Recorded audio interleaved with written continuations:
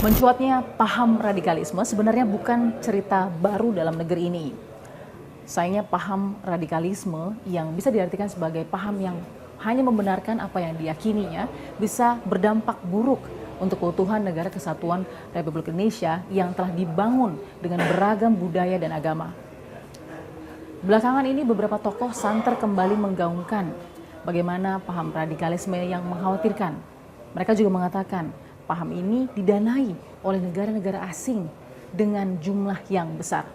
Lalu bagaimana kemudian paham radikalisme disiasati? Bagaimana peranan pemerintah mengatasi suburnya gerakan radikalisme yang diyakini benar-benar ada? Benarkah paham radikalisme yang dikatakan didanai oleh negara-negara asing menjadi laten dan membahayakan keutuhan NKRI? Dan bagaimana peranan dari pemerintah untuk mengatasi paham radikalisme? Kami akan membahas dan menggalinya dalam episode kali ini bersama saya, Balkis Manisang. Prof. Mahfud, apa kabar? Baik, Balkis.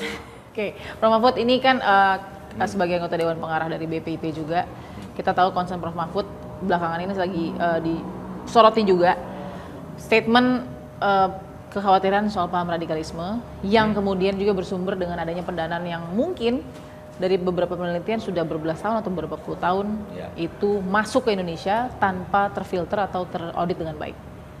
Nah, kondisinya sampai saat ini Prof. Mahfud sendiri melihatnya dengan mengeluarkan statement itu sudah dalam tingkat apa ketakutan atau kekhawatiran itu?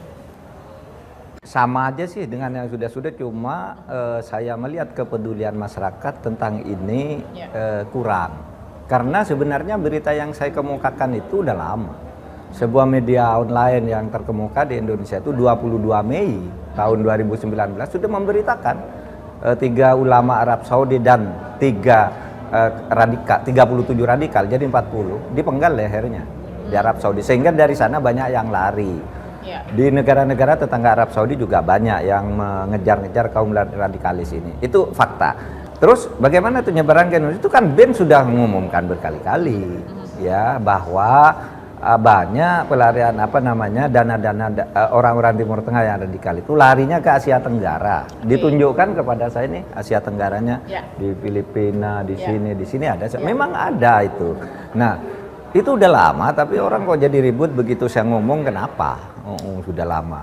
Iya, diminta untuk kemudian menyebutkan siapa orang-orang Arab Saudinya, orang Kuwaitnya siapa. Nggak gitu boleh kan? dong begitu. Itu kan sudah ada di polisi. Itu justru infonya dari sana. Kenapa saya harus lapor juga? Itu bodoh sekali.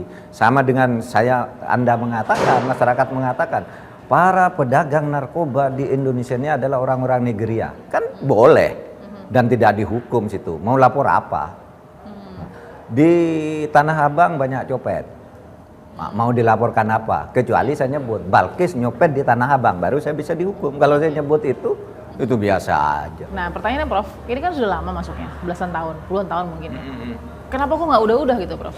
Apa yang membuat? Nah, itulah sebabnya saya berteriak. Kenapa kok nggak udah-udah? Mestinya ada yang mentreatment masalah ini. Kan bagi bangsa tidak bagus perkembangan bagi bangsa yang begitu itu.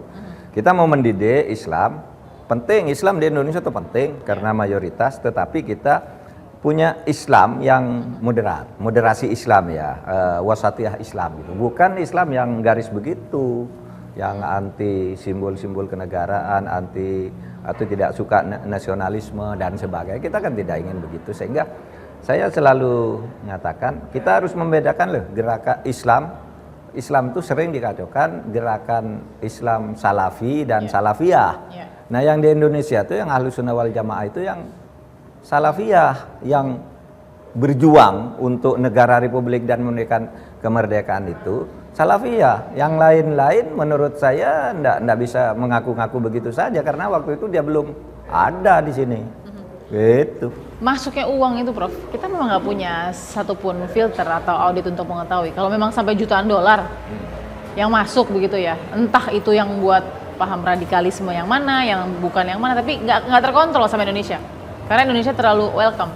Mungkin nggak terkontrol, tetapi lalu berwujud dalam bentuk lembaga-lembaga kegiatan yang itu kemudian ya diidentifikasi ada sekitar 43 atau berapa gitu ya. Yang terpapar. Bentuknya ya yang teridentifikasi dalam bentuk lembaga dan kegiatan itu. Dan Itu jangan nanti tanya, Pak Mahfud harus bertanggung jawab 43. Tanya ke BIN aja. Kalau begitu. Atau tanya ke PBNU, 43 itu apa gitu. 43 ini ya pasti, mohon maaf ya, bukannya menduga-duga atau berspekulasi, tapi pasti yang memberikan jalan juga, artinya misalkan lembaga pemerintahan atau lembaga negara. Mungkin. Itu mungkin. Jadi begini, mungkin sampai bertahun-tahun kan masuknya mungkin udah lama. Ya. Maka jangan heran kalau orang seperti Ria Mizat menyebut di TNI aja 3%, Bu Sri Mulyani bilang di Kemenkeu sekian orang, dan seluruh masjid-masjid yang dimiliki Kemenkeu dikelola oleh gerakan yang seperti dan sebagainya lah dan sebagainya. Tapi kita harus hati-hati aja. Kita tidak boleh melanggar hak asasi mereka, tetapi juga begini teorinya hak asasi itu. Orang bernegara itu hak asasinya harus dilindungi. Tetapi begitu Anda terikat pada kesepakatan, maka hak asasi Anda bisa dikurangi oleh kesepakatan itu. Ada beberapa survei juga yang soal guru tidak ingin Indonesia lanjut menjadi negara. Apa sih sebenarnya Prof yang kemudian membentuk ini menjadi seperti itu? Iya, kalau saya sih begini. Itu adalah survei yang resmi dilakukan oleh satu lembaga WIN ya, WIN. Lembaga WIN ya? WIN sini, WIN. Kemudian itu dimuat di majalah, sebuah majalah mingguan nasional terbesar dan beredar kan itu, bahwa banyak guru-guru yang beragama Islam itu tidak ingin mengganti sistem pemerintahan. Hasil itu ya.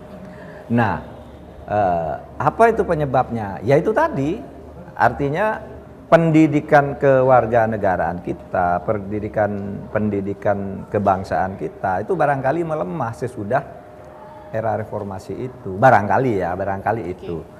Yang kedua, kalau teori saya kan orang hukum. Orang itu sebenarnya tidak tahu apa gerakan ideologi baru itu sebenarnya mau apa gitu. Cuma kan di Indonesia banyak orang miskin, banyak orang diperlakukan tidak adil. Nah, orang-orang yang gerakan radikal ini bilang ke orang-orang yang tertindas ini, kamu kalau di Indonesia nasibnya tidak bagus kayak gini terus, mari ikut saya. Maka muncullah, wah saya dukung gerakan ini, sampai mantan kasat loh. Sampai mantan menteri loh. Ketika ditanya bentuknya seperti apa yang diinginkan, tidak tahu juga. Sekolah-sekolah ataupun instansi yang melarang Indonesia Raya, bendera merah putih kita, Garuda, Pancasila, itu sudah masuk ke dalam radikalisme? Iya, itu mulai masuk ke radikalisme karena sudah menolak itu kan, menolak apa yang sebenarnya seharusnya diberikan di dalam pendidikan kewarganegaraan. Kan gitu.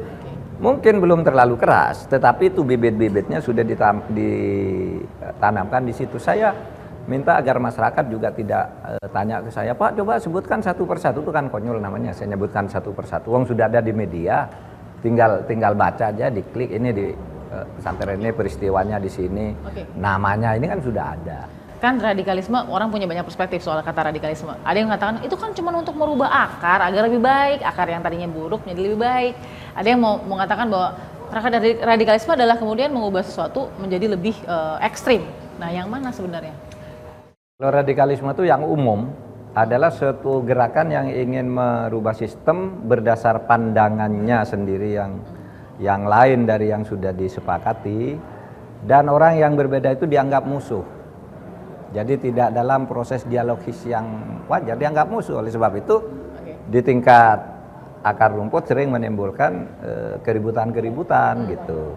Misalnya apa, mengubah ideologi lain itu. Misalnya jelas-jelas mengatakan kami harus ganti negara Pancasila ini menjadi transnasional, apa istilah lah yang sekarang banyak, khilafah gitu. Transnasional khilafah gitu. Iya kan? Itu kan diumumkan di muktamar internasional di Jakarta, terbuka, masih ada rekamannya. Lalu ada yang pidato, kita tolak demokrasi, demokrasi itu togut, yang ngambil keputusan bukan rakyat, harus ulama, gitu. Tidak ada itu demokrasi. Itu pidatonya juga masih jelas. Nah, menurut saya itu radikal.